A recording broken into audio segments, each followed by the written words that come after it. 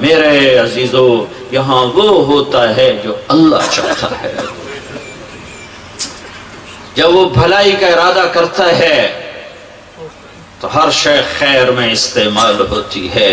ذلت سے عزت نکلتی ہے، موت سے زندگی نکلتی ہے، فقر سے غنا نکلتا ہے، کمزوری سے قوت نکلتی ہے. اور جب وہ پکڑنے کا ارادہ کرتا ہے تو عزتیں ذلت میں بدلتی ہیں، امن جنگ میں بدلتا ہے، غنا فقر میں بدلتا ہے. ہائے ہائے زمین کی برکتیں روٹھ جاتی ہیں، آسمان کے تیور بدل جاتے ہیں، زمین کی گردش خلاف ہو جاتی ہے، نظام کائنات دشمن بن جاتا ہے کیونکہ کائنات کا رب دشمن بن چکا ہے. جب اس سے دوستی ہوتی ہے تو اس کے نظام حق میں ہوتے ہیں، جب اس سے عداوت اور دشمنی ہوتی ہے تو نظام خلاف ہو جاتے ہیں. میں کچھ اور کہنا چاہتا تھا لیکن سلمان کی باتوں نے مجھے رلا بھی دیا اور میرا سارا مضمون بدل دیا کہ یہ کیوں ہو رہا ہے، جہاز کیوں پھٹ گیا، برفانی تودا کیوں آ کے گر گیا، معصوم بچے بموں کا نشانہ کیوں بن گئے، گاڑیاں کیوں ٹکرا رہی ہیں، حادثات کیوں ہو رہے ہیں، نکمے نااہل حکمران کیوں بیٹھے ہوئے ہیں، بددیانت اور خائن افسر شاہی کیوں بیٹھی ہوئی ہے. اللہ روٹھ گیا ہے، اللہ روٹھ گیا ہے. بم دھماکہ تو کسی سازش سے ہے، جہاز کیوں پھٹ گیا، تودا کیوں گیا، برف کے تودے میں 127 ہمارے جان ہتھیلی پہ رکھ کے، دنیا کی تاریخ میں ایسا جہاد نہیں ہوا جو وہاں ہو رہا ہے، اور ایک دم لقمہ اجل بن گئے. تو برفانی تودا بھی کسی سازش سے گرا، 2 سال پہلے جہاز پھٹا وہ بھی کسی سازش سے ہوا، بارشیں بے موسم ہو گئیں کوئی سازش ہے، اموات کے حادثات کی کثرت ہے کوئی سازش ہے؟ نہیں، اللہ روٹھ گیا ہے، اللہ روٹھ گیا ہے. اللہ کو مناؤ. بس میں یہیں اسی کے گرد میں گھومنا چاہتا ہوں، میرے سارے مضمون ختم ہو گئے. اللہ کو مناؤ، اللہ روٹھ چکا ہے. وہ ناراض کیوں ہوتا ہے؟ جب اس کی نافرمانی ہوتی. فَإِنِّي إِذَا عُصِيتُ غَضِبْتُ وَإِذَا غَضِبْتُ لَعِنْتُ وَإِنَّ اللَّعْنَةَ مِنِّي تَبْلُغُ السَّابِعَ مِنَ الْوُلْدِ. جب لاہور والے پاکستان والے میری نافرمانی کرتے ہیں تو میں ناراض ہو جاتا ہوں. جب میں ناراض ہوتا ہوں تو پھر میری پکڑ آتی ہے، پھر میری پکڑ 7 نسلوں تک چلتی ہے. وَإِنِّي إِذَا أُطِعْتُ رَضِيتُ، جب تم میری مانتے ہو میں راضی ہو جاتا ہوں. وَإِذَا رَضِيتُ بَارَكْتُ، جب میں راضی ہوتا ہوں تو برکتیں دیتا ہوں. وَلَيْسَ لِبَرَكَتِي نِهَايَةٌ، اور میری برکت کی کوئی حد نہیں ہے. جب میں راضی ہوتا ہوں تو کان حقا علینا نصر المؤمنین، تمہاری مدد کرنا میرے اوپر فرض ہو جاتا ہے. جب میں راضی ہوتا ہوں انتم الاعلون ان کنتم مؤمنین، تمہیں ہی اونچا رکھتا ہوں جب میں راضی ہوتا ہوں. جب میں راضی ہوتا ہوں لا یضرکم کیدہم شیئا، میں تمہارے خلاف کوئی سازش کامیاب ہونے نہیں دیتا. کیا باطل کی سازش اللہ کی طاقت سے باہر ہے؟ کیا ایٹم کی طاقت اللہ کی طاقت سے باہر ہے؟ نہیں، اللہ روٹھ گیا ہے. جب وہ راضی تھا،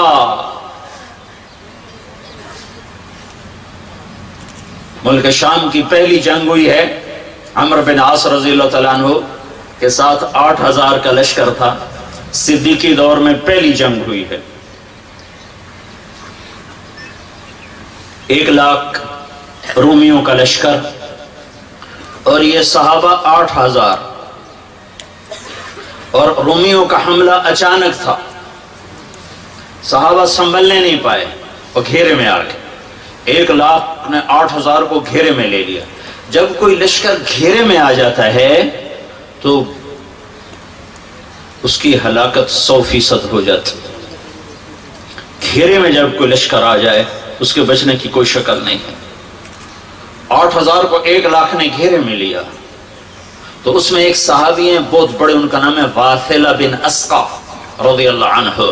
وہ فرماتے ہیں کہ ایسی خوف کی گھاٹی آئی اور ایسا ہولناک منظر بنا کہ ہمیں شعر و شاعری بھول گئی۔ عرب کی عادت تھی جنگ میں بے خوف ہوتے تھے اور شعر کہتے تھے، سامنے موت کا رقص ہے اور وہ شعر پڑھتے تھے، الموت احلى عندنا من العسل نحن بنو طبة اصحاب الجمل نحن بنو الموت اذ الموت نزل۔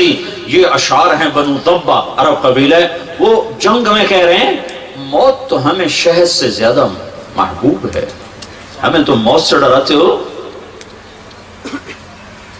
کربلا کے میدان میں شمر نے کہا ہم تم سب کو ذبح کر دیں گے، تو حضرت حسین نے مسکرا کے فرمایا اب الموت تخوفونی، مجھے موت سے ڈراتے ہو؟ موت تو میرے رب سے ملاقات کا نام ہے، مجھے موت سے ڈراتے ہو؟ تو عرب کی عادت تھی شعر پڑھتے تھے، انا الذی سمتنی امی حیدرا کلیس غابات کریہ المنظرا وفیہمی بالصاعقی للسندرا۔ یہ حضرت علی کے اشعار ہیں، جو وہ جنگ خیبر میں لڑ رہے تھے تو یہ اشعار پڑھ رہے تھے۔ یا حبذا الجنت واقترابها طیبۃ وبارد شرابها فالروم روم قد دنا عذابها علی الا قیتها ضرابها۔ یہ حضرت جعفر بن ابی طالب کے اشعار ہیں، جو وہ جنگ موتا میں لڑ رہے تھے اور شہید ہوئے ہیں۔ اقسمت یا نفس لتنزلن کارہتن او لتتابعن، یہ عبداللہ بن رواحہ کے اشعار ہیں جنگ موتا میں جب وہ شہید ہو رہے تھے، یعنی بے خوف ہوتے تھے۔ لیکن ایسا خوف طاری ہوا کہ حضرت واصلہ فرماتے ہیں ہمیں شعر و شاعری بھول گئی اور تمام 8000 کی زبان پر ایک لفظ آیا، یا رب محمد انصر امت محمد، اے رب محمد امت محمد کی مدد فرما۔ جب راضی تھا تو 2 بول ہی کافی تھے۔ 30 لاکھ آدمی بیت اللہ کا پردہ پکڑ کے روتے ہیں 29 کی رات کو۔ امام کعبہ 1 گھنٹہ دعا کرا، رو رو رو ہلکان ہوتا ہے، پیچھے 30 لاکھ آدمی آمین کہتے ہوئے رو رو ہلکان۔ آسمان کے دروازے نہیں کھل رہے، آسمان کے دروازے نہیں کھل رہے۔ اللہ کو تو ایک پکارے تو عرش میں ہلچل ہو جاتی، آسمان کے دروازے کھڑکھڑانے لگتے۔ ابو مالک رضی اللہ تعالیٰ عنہ کو ڈاکو نے پکڑا اور قتل کرنے لگا، انہوں نے کہا یا ارحم الراحمین، اس نے تلوار اٹھائی، کہا یا ارحم الراحمین، وہ وار کرنے لگا، کہا یا ارحم الراحمین، تو ایک دم ایک گھوڑ سوار سامنے آیا اور اس نے نیزہ مارا اور ڈاکو نیچے گرا، اس کے جسم کو آگ لگ گئی اور جل کے راکھ ہو گیا۔ تو ابو مالکہ نے پوچھا کون ہو؟ کہ میں 4تھے آسمان کا فرشتہ ہوں۔ جب تم نے پہلی دفعہ کہا یا ارحم الراحمین تو 7 آسمان کے فرشتے پہ دروازے بجنے لگے، کھڑکھڑانے لگے، سارے دروازے کھڑکھڑانے لگے۔ کسی شناسا کی آواز ہے، ساری رات ننگے ناچ دیکھے نسل، تاجر سود پہ ہوں، اولاد ماں باپ کی نافرمان ہوں، راتوں کو شراب و زنا ہو، بازاروں میں تجارت کے نام پر جوا اور سود اور سٹا ہو، حکومت کے نام پر فرعونیت ہو اور افسر شاہی کے نام پر خیانت اور بددیانتی ہو، کہاں سے اللہ کو منائے؟ تو جب تم نے دوسری دفعہ کہا یا ارحم الراحمین تو اللہ تعالیٰ نے فرمایا کون ہے میرے بندے کی مدد کو تیار؟ تو میں نے کہا یا اللہ میں تیار ہوں۔ جب تم نے تیسری دفعہ کہا یا ارحم الراحمین تو میں تیرے سامنے تھا۔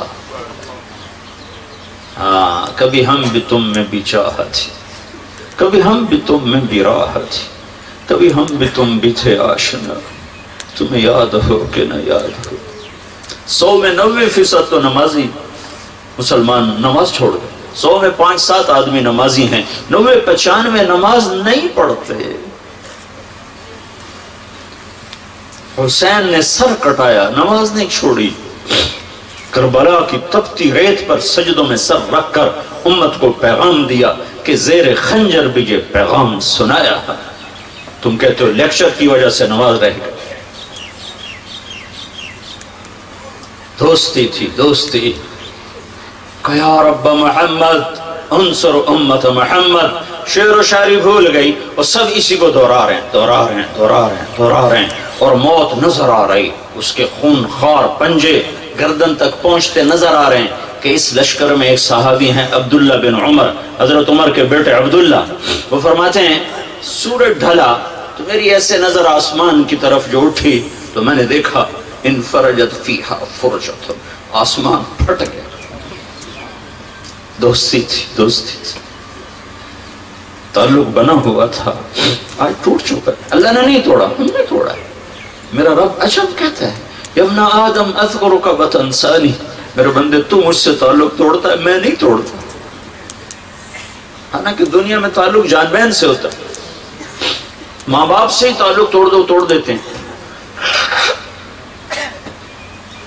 کل مجھے ایک ماں باپ کا فون آ رہا تھا کہ ہم اپنے بچے کو پولیس میں دے رہے، ماں باپ ہم اس کو پولیس میں دے رہے، ہمارا نافرمان ہے.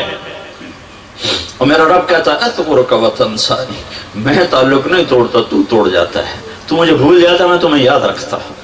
ان نسیتنی ذکرتک، تو مجھے بالکل بھول جاتا ہے اور میں تمہیں ہر دم یاد رکھتا کہ میرا بندہ آجا آجا، ادھر ہی آئے گا تو نہ جانا کہیں جہاں میں اما ملی، جو اما ملی تو کہاں ملی.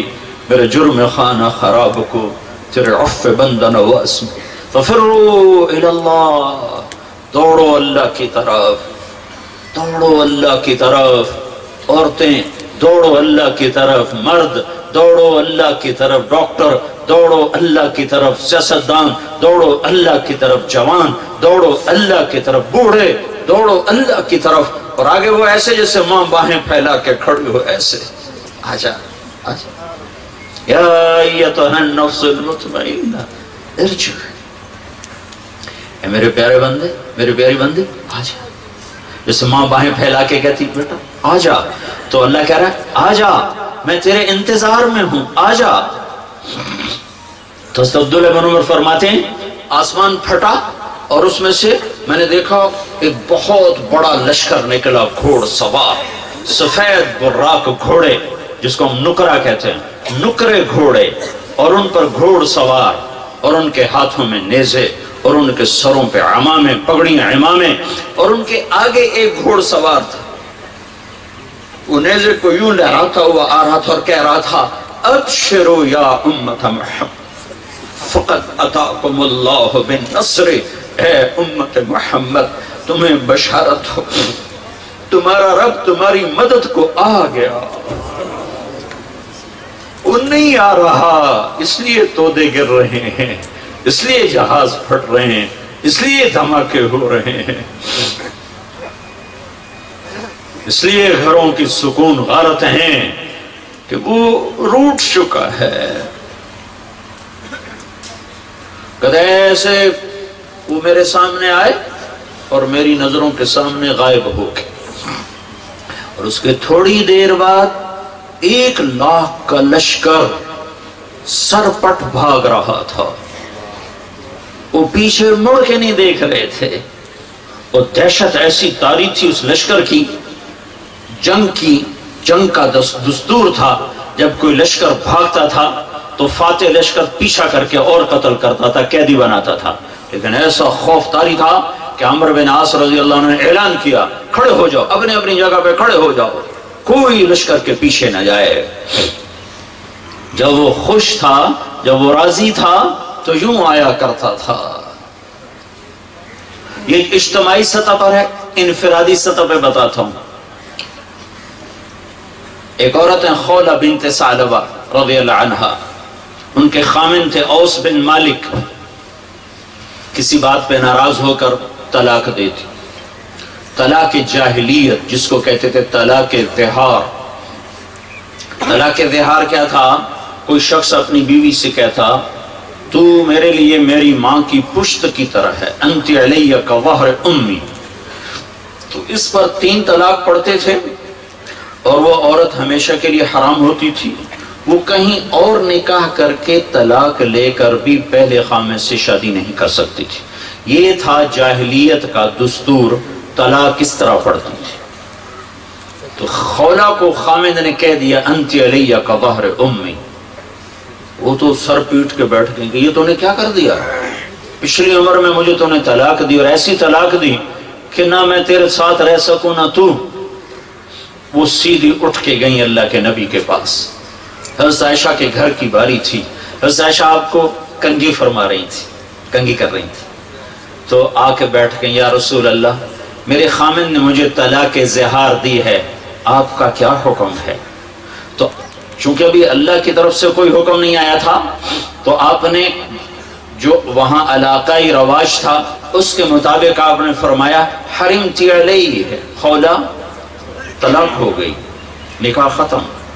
کہ یا رسول اللہ آپ نظر ثانی فرمائیں، آپ نظر ثانی فرمائیں۔ اکل مالی وافنا شبابی وانشق له بطنی، یا رسول اللہ میری جوانی ڈھل چکی ہے، میں اور شادی نہیں کر سکتی، میرا شباب ختم ہو چکا ہے، میرا پیسہ ختم ہو چکا ہے، وتفرق اہلی، ماں باپ میرے مر چکے ہیں، میں کس کے جا کے دروازے پر بیٹھوں؟ آپ نظر ثانی فرمائیں۔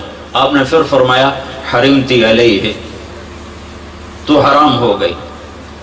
اس نے پھر کہا یا رسول اللہ آپ نظر ثانی فرمائیں، تو آپ چپ ہو گئے کہ وہ سنتی نہیں مانتی نہیں، تو آپ نے سر جھکا لیا۔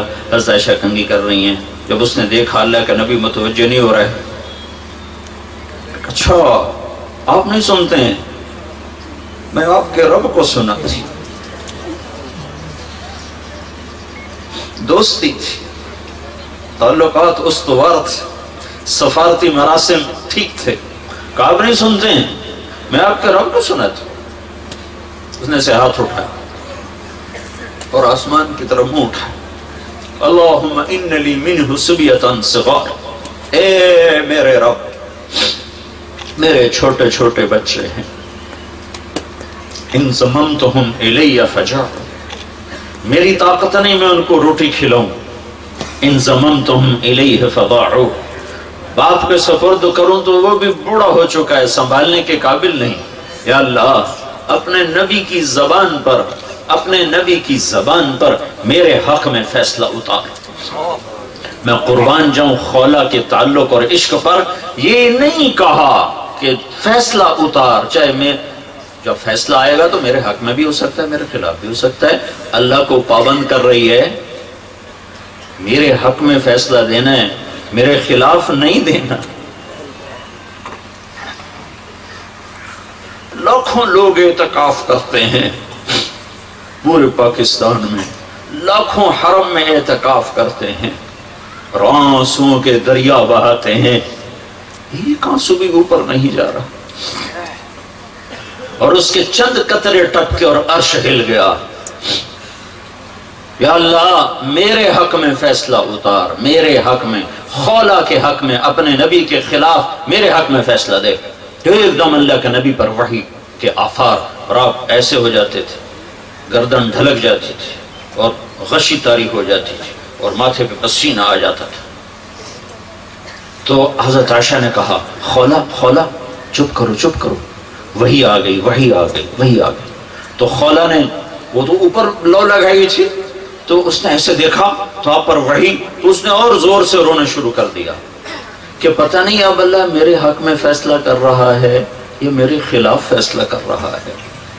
جب وحی ختم ہوئی آپ نے ایسے پسینہ پوچھا اور مسکرائے کہ خولا مبارک، اللہ نے تیرے حق میں فیصلہ کر دی۔ صرف فتویٰ نہیں آیا، قرآن آیا، تاکہ 1400 سال کے بعد لاہور کی عورتوں کو بتایا جا سکے کہ یوں بھی عورتیں تھیں، اور قیامت تک کے لیے خولا زندہ ہو گئی قرآن کے ذریعے۔ اور کیا قرآن آیا؟